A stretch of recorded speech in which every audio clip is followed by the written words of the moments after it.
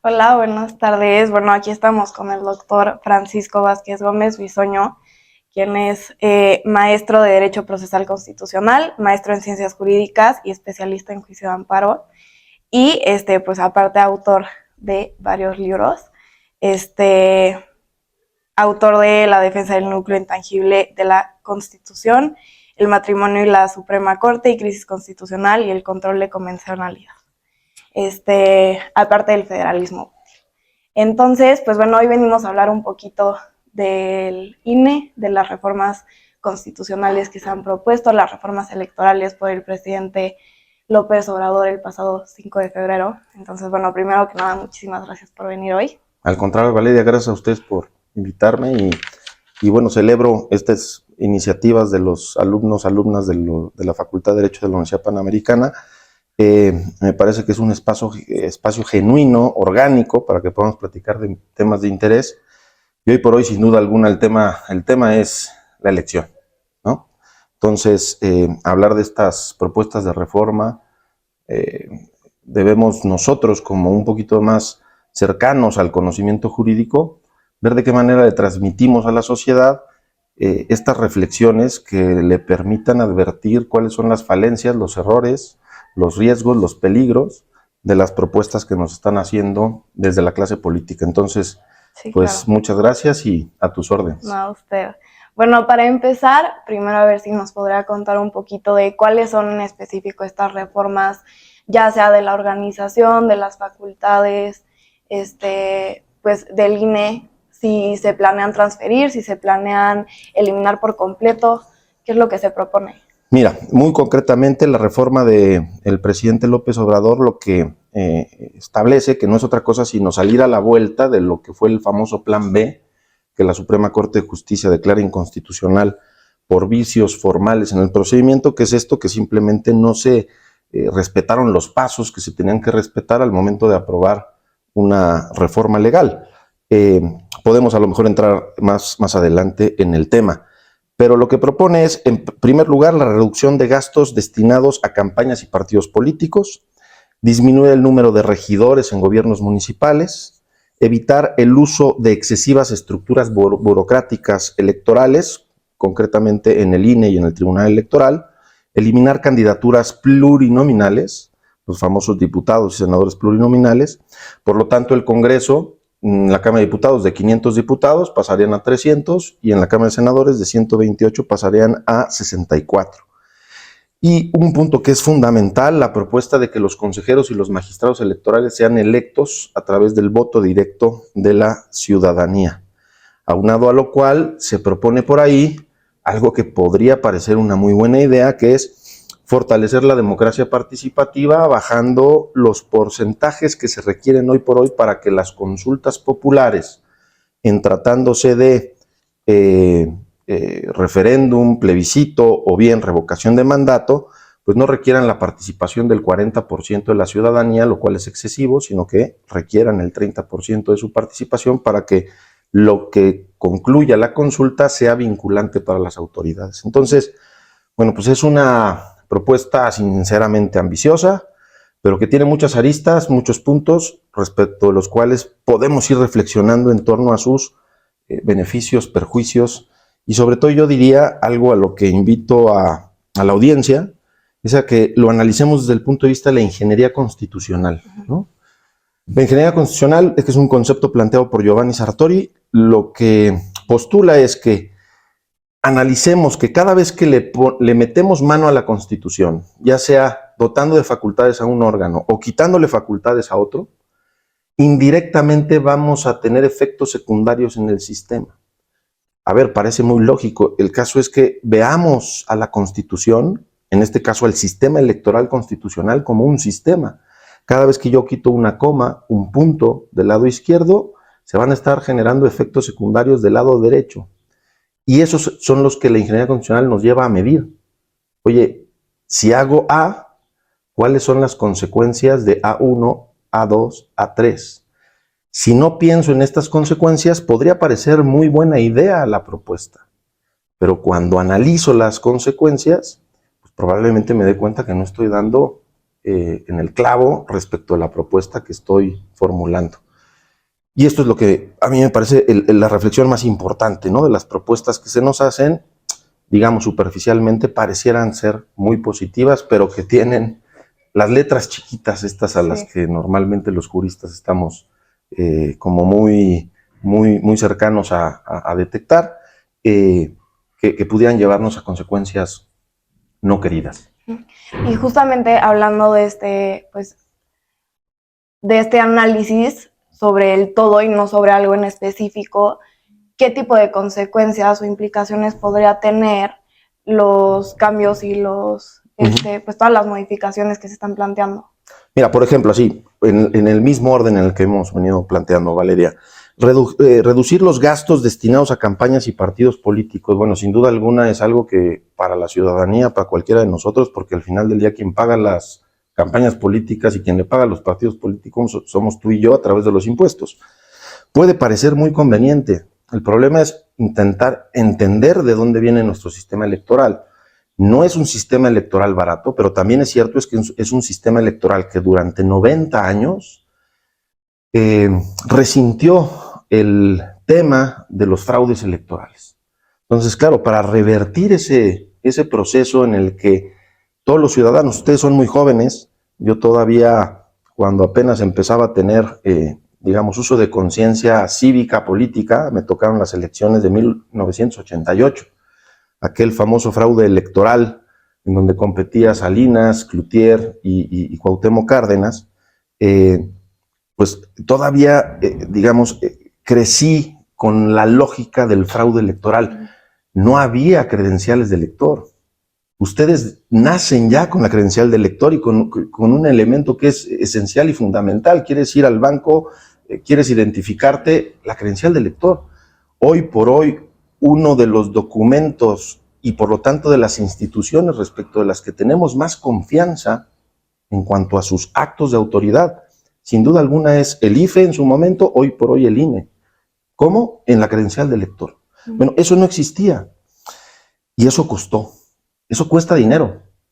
Aquí el tema es de ponderación. ¿Estamos listos verdaderamente para cortar gastos y que eventualmente volvamos a tener desconfianza del registro federal electoral, de que la INE si es tuya o no es de alguna otra persona que ya falleció? Todos esos, digamos, todas esas garantías cuestan dinero. Luego, si además le sumas, en el contexto en el que estamos de crimen organizado, claro, si los partidos políticos reciben menos dinero del erario público, no van a restringir sus gastos de campaña, van a buscar dinero en otros lados. Y entonces ahí es donde se genera el círculo vicioso. Van a buscar quizás recursos del crimen organizado. Ah, bueno, es que tenemos al INE para que fiscalice. Sí, pero otra de las propuestas es reducir la carga burocrática del INE, restarles oficinas, personas, manos, que son los que eventualmente van a poder estar haciendo esa fiscalización. Entonces nos damos cuenta que las propuestas en la parte superficial de las mismas, pues no necesariamente son positivas. Quizá nos cueste menos, pero lo plantearía mi abuelo, ¿no? Lo barato termina saliendo más caro. Algunas de las digamos, consecuencias no queridas de las reformas. Te planteo otra que me parece que es muy ilustrativa. Y esta ya la traía, por ejemplo, el presidente Peña Nieto, incluso desde su campaña, ¿no? Reducir la integración de las cámaras del Congreso de la Unión y sobre todo reducir las diputaciones y las senadurías plurinominales. Hoy por hoy, ¿qué representan ese tipo de posiciones en el Congreso de la Unión? Pues no representan otra cosa sino la posibilidad de que las minorías lleguen a la integración del Parlamento mexicano. De otra forma no llegarían. Entonces, claro, si yo estoy pensando una reforma desde el Poder Ejecutivo y lo que intento es quitarme la posibilidad de controles, pues una de las cosas que pienso es quitarme esas diputaciones. ¿Por qué? Porque esas son las diputaciones que no va a ocupar mi partido, van a ocupar los partidos de oposición. ¿Cuál es la narrativa? Oye, es que el Congreso nos va a salir más barato, porque en lugar de pagarle a 500, le pago a 300, en lugar de 128, le pago a 64. esa narrativa desde la superficie parece positiva, pero el efecto secundario es que pasado mañana entonces no va a haber contrapesos en la integración de los órganos. Y así muchas más que podemos ir platicando, pero nos damos cuenta que hay muchas letras chiquitas en la propuesta del presidente que pues no parecieran ser lo más convenientes desde el punto de vista de la democracia mexicana, que es otro gran tema que habría que explorar. Sí, claro. Y todos estos cambios que menciona, ¿qué efectos cree que podría tener específicamente en cuanto a la independencia y la imparcialidad que hoy en día tiene el INE?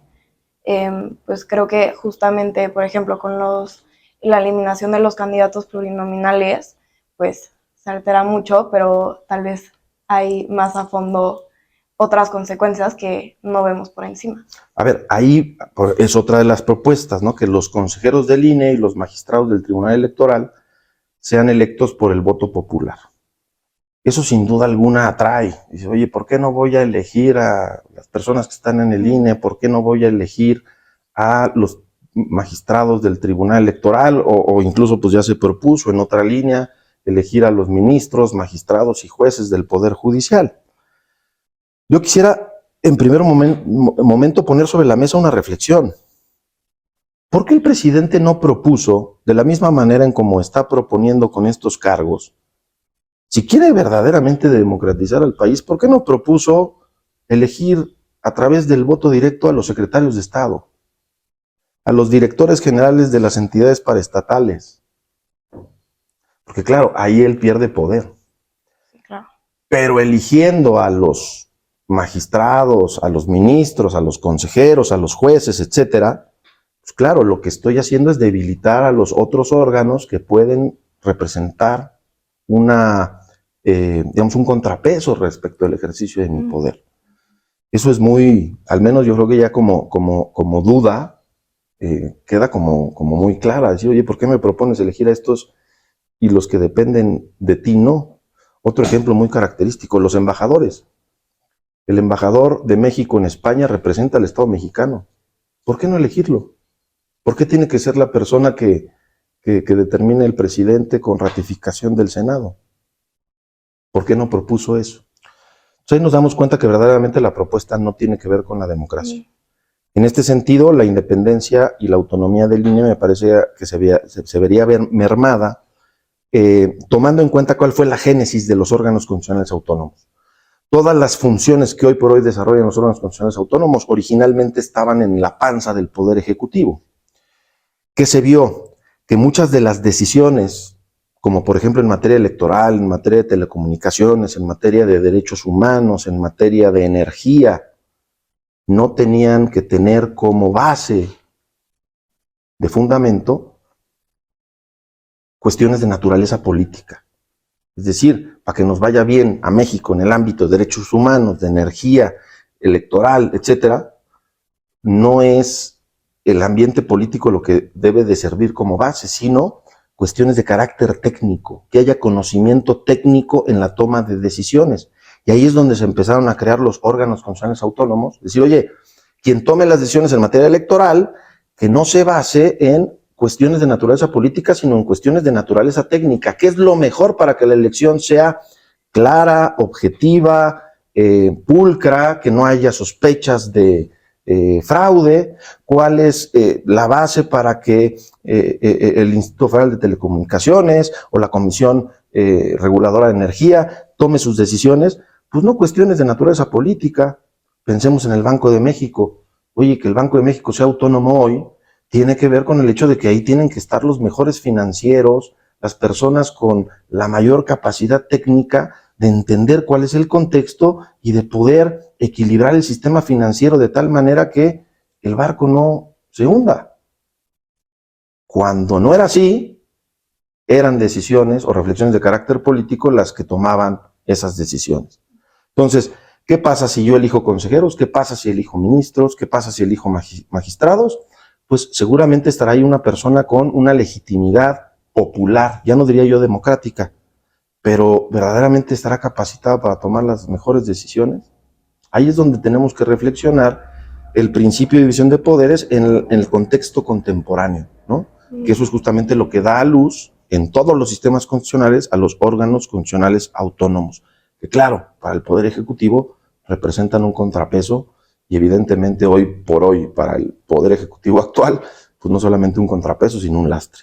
Sí. Y en este sentido, pues ahí es donde hay que leer las letras chiquitas. Pareciera ser muy conveniente que elijamos a los consejeros del Instituto Nacional Electoral, pero verdaderamente llegarán las personas mejor capacitadas, verdaderamente llegarán los hombres y las mujeres que tengan el conocimiento y el expertise para que puedan seguirse desarrollando las elecciones con la confianza que hoy tenemos. Creo que hoy por hoy ustedes son una generación que no tiene duda respecto de los resultados electorales. Platiquen con sus papás, platiquen con sus abuelos, cómo era el contexto, si oye, salgo o no salgo a votar, si al final del día no sé si aquello se va a respetar. Sí.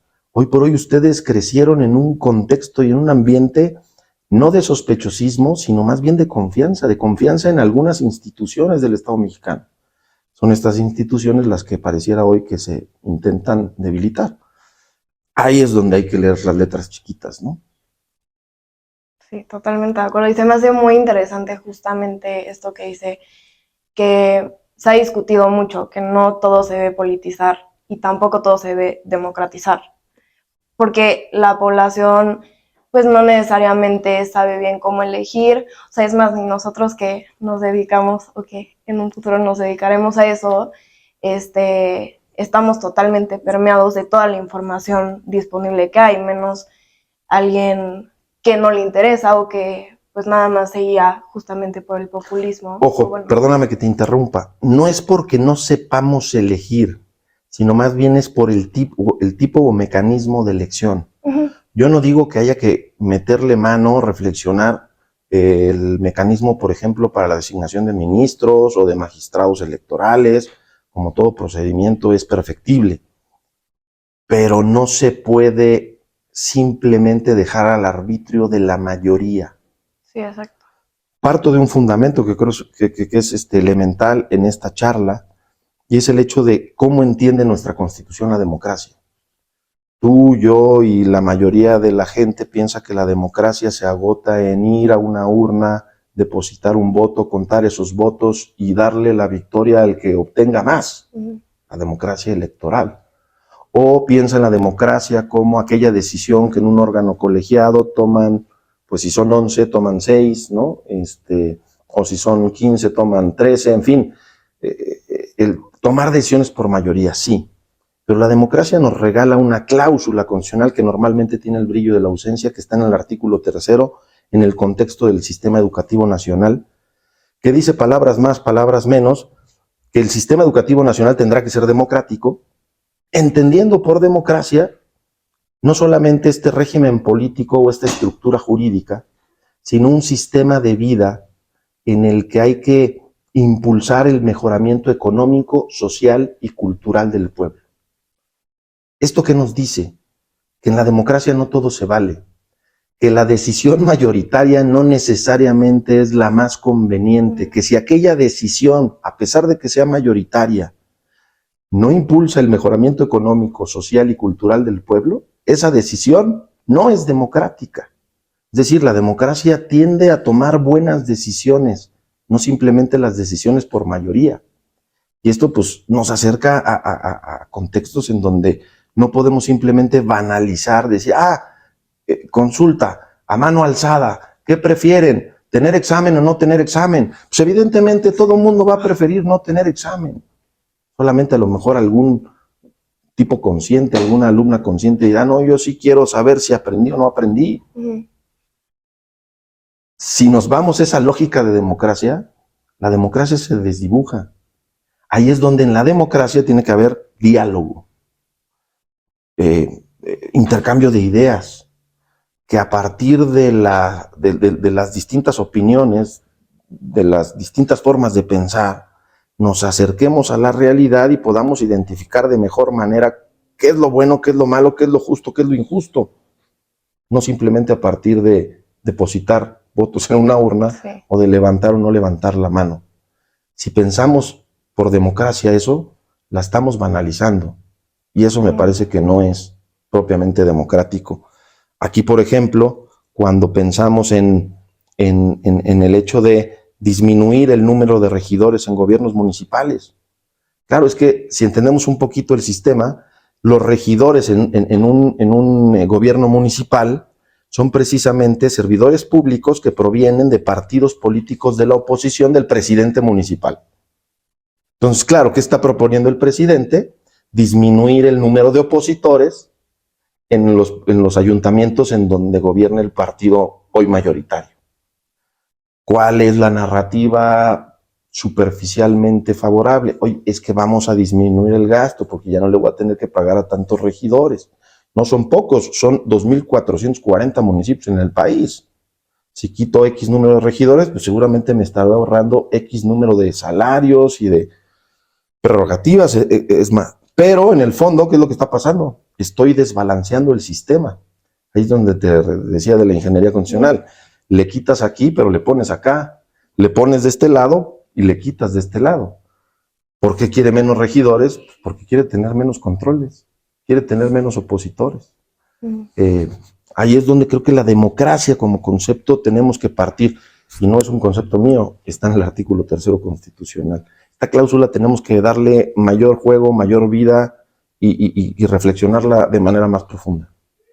Ahorita que toca la parte de la oposición, ¿cuál sería su papel en, pues, no necesariamente en aceptar o no este tipo de reformas, pero justamente en el diálogo al que se refirió hace unos momentos? Y también, ¿cuál sería el papel de la ciudadanía en respecto a lo mismo? Bueno, a ver, el tema de la oposición es seguir resistiendo, ¿no? Y en ese sentido, pues sí, hay ejemplos muy valientes, hay otros no tanto, no me voy a referir aquí a nadie, pero yo creo que la oposición de suyo, por naturaleza, por concepto, pues es eso, ¿no? Es decir, servir de contrapeso a las decisiones que mayoritariamente esté tomando el partido gobernante, el partido mayoritario. Ahora, mi reflexión va un poquito más allá, decir, oye, el sistema constitucional que permite, porque mucho es por un tema de reglas, oye, el sistema que te permite, y ahí es donde el sistema muy probablemente esté mal diseñado y donde muy probablemente, independientemente de si gobiernen los rojos, los azules, los morados, los verdes o los guinda, al final del día la miseria humana es miseria, ¿no? Y quien esté en el poder, como decía Lord Acton, ¿no? El poder corrompe, el poder absoluto corrompe absolutamente. De lo que se trata es que el sistema responda a ese tipo de abusos. Entonces, me parece que la oposición, hoy por hoy no sabemos qué va a pasar, pero sí estamos llegando a una coyuntura en donde es evidente que el sistema constitucional, las reglas que tenemos dadas hoy por hoy en el juego, no atienden al contexto contemporáneo. Atienden a un contexto de un régimen en donde había un partido único, y tan atienden a eso que hoy por hoy, desde los hechos, ese partido único, que no es el mismo, sino que cambió de nombre, parece que encuentra un campo fértil para volver a resurgir, porque las reglas del juego están dadas para eso. Entonces, la oposición lo que cada vez tiene que empezar a impulsar es pensar en mediano y largo plazo. Pensar en mediano y largo plazo implica en hacer estas modificaciones a la Constitución, en que pasado mañana, independientemente de quién gobierne, tú y yo como ciudadanos estemos medianamente tranquilos porque sabemos que el sistema va a poder contener cualquier abuso de autoridad. Y por lo que hace a la ciudadanía, pues sin duda alguna, parece cliché, pero lo que no nos podemos permitir ahora en las elecciones es no salir a votar. Si algo, y esto es paradójico, no podemos reprocharle a la ciudadanía de la elección del 2018, es que fue una de las elecciones federales más participativas en los últimos 20 años. Participó más del 54% de la lista nominal de electores. En promedio, más o menos, las elecciones federales promediaban entre el 30 a 32%. Es decir, el abstencionismo en México siempre ha sido un tema a resolver. Pues bueno, en el 2018 no tuvimos ese problema. O sea, si algo no le podemos reprochar a la ciudadanía, es que salió, votó, eligió a quien eligió y además le dio mayorías bastante importantes en el Congreso. Lo que no podemos no hacer es salir a votar el 2 de junio, expresar nuestra voluntad en el voto ciudadano y sobre todo intentar que el voto sea lo más informado posible, ¿no? Oye, ¿quiénes son tus candidatos a diputado? ¿Quiénes son tus candidatos a senador? Las elecciones, la cantidad de boletas que nos van a repartir el 2 de junio, pues no son pocas, va a ser la presidencial, para senadores, para diputados federales, para diputados locales en la Ciudad de México, en el estado en el que te encuentres, para municipios, para alcaldías en la Ciudad de México, en fin, 5 elecciones en donde pues vamos a estar eligiendo a más de 35,000 cargos. Entonces, creo que la ciudadanía tiene mucho por hacer. Y en el contexto de la campaña, que es en la que estamos ahora, ¿no? Se vienen, ¿no?, 100 días bastante intensos en esa parte, pues es informarnos, ¿no? Informarnos, por qué no participar de estos debates, estas reflexiones que se generan en redes sociales.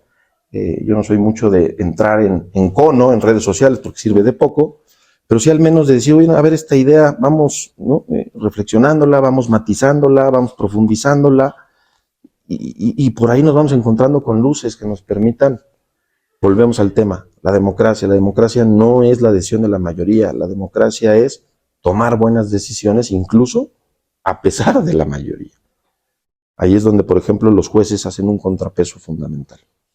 Okay, bueno, y ya por última pregunta, ¿cómo cree que podrá fortalecerse el INE, garantizar pues su actuación durante estas elecciones a pesar de todo lo que tiene en contra? Que digo, todavía no es nada seguro, todavía es una propuesta, pero de todas maneras el ruido pues sigue afectando. Ahí hay un tema que es justamente el tema del control de los medios, ¿no? Y por eso es que la reforma electoral que nos dimos en el 2007, pues establece esta famosa veda electoral, ¿no? Que en este tiempo, en principio, los servidores públicos tendrían que estar metidos en su oficina, trabajando, chambeando, y sin dar mayores declaraciones.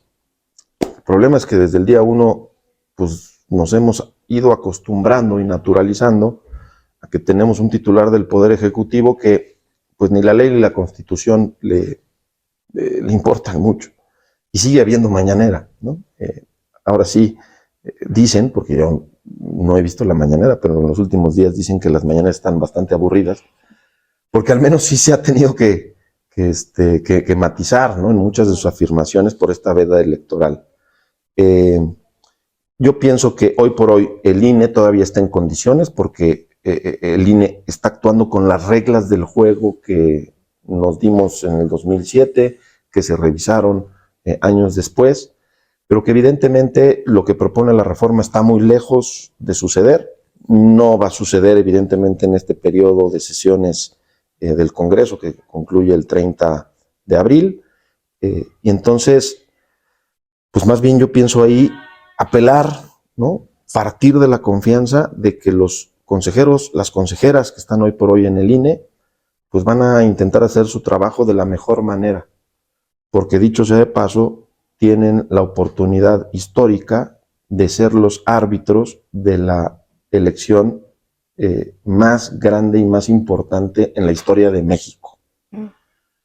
Si eso no los convoca a hacer o intentar hacer de mejor manera las cosas, no sé qué. Es decir, tienen la posibilidad de pasar a la historia, ¿no? En donde a pesar del encono, de la división que existe hoy por hoy en el contexto mexicano, en el contexto político, en el contexto electoral, obviamente, pues de que tengamos claridad, certeza y tranquilidad y que el 3 de junio podamos levantarnos, independientemente de quién haya ganado, como mexicanos tranquilos, salí a votar, gané, perdí, ¿no? O más bien, ganó o perdió sí. la persona por la que voté, esa tranquilidad es yo creo que a la que tenemos que aspirar. Y te hago un último comentario, que yo creo que tiene que ver también mucho con cultura cívica, ¿no? El que podamos reflexionar el voto a partir de su diversificación. O sea, esta parte de voto por el mismo partido, ¿no? Todos los candidatos del mismo partido político, caray, eso a lo mejor funcionaba en aquellas épocas en donde pues, la oposición intentaba contrarrestar un partido hegemónico. Oye, pues hay que votar, ¿no? Por todos los del mismo color para que al menos gane alguno. Ya no estamos en ese contexto. Hay que diversificar el voto, pensar, oye, ¿por quién voy a votar para...? Me faltó ahorita estoy recordando, me faltó la boleta del jefe de gobierno en la Ciudad de México. Entonces son 6 boletas. ¿Por quién voy a votar por jefe de gobierno? ¿Por quién voy a votar por diputado? ¿Por quién voy a votar por senador? Para presidente, etcétera.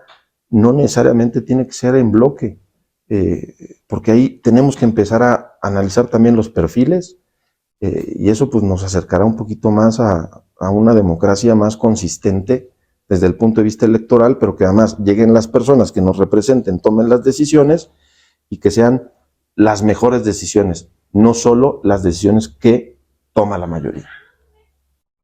Muy de acuerdo y muchísimas gracias por acompañarnos hoy, Al por contrario. este último consejito. Y pues ustedes que están viendo, muchas gracias igual por ver. Esperamos que les haya gustado, que también haya sido pues un poco de ayuda a indagar un poquito más sobre el tema del INE, también de la democracia y que se espera un poquito en las próximas elecciones. Y pues si quieren ver, tenemos otros videos que ya subimos y vamos a estar subiendo más también en la página de La Mesa Redonda. Denle like. Gracias.